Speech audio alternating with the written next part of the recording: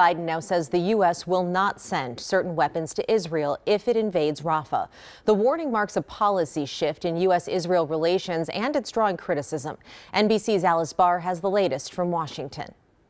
In his clearest public statement yet, President Biden telling CNN that while he's not walking away from Israel's security, the U.S. will not supply weapons for a ground assault on Gaza's crowded city of Rafah. I've made it clear to Bibi and the War Cabinet, they're not going to get our support if, in fact, they go in these population centers. As Israel ramps up what it calls a limited operation just over the critical and now closed Rafah border crossing, the president has already halted a large shipment of bombs to Israel out of concern for the million-plus civilians sheltering in Rafah. The move touching off frustration and outright anger from some in the Israeli government. U.S. Republican lawmakers accusing President Biden of ignoring Congress's will after bipartisan passage of military funding for Israel and Ukraine. I'm pleading with you, change course.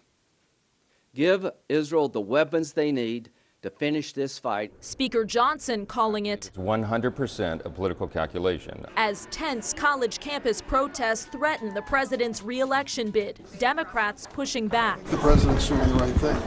We want to support Israel. We want to make sure that the actions that they take to defend themselves and to stop Hamas terrorism do not involve innocent people in their lives. At the same time, negotiations over a ceasefire and hostage release deal have hit a pause, with CIA Director William Burns and other top officials leaving Cairo.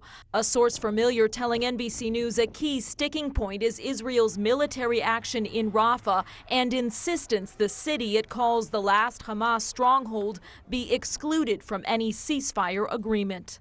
The White House National Security Council spokesman today emphasized the U.S. is committed to supplying Israel's defense needs while also preventing certain types of American weapons from being used in specific ways and places. He added there is still a path forward to a ceasefire deal, but it will take moral courage to get there.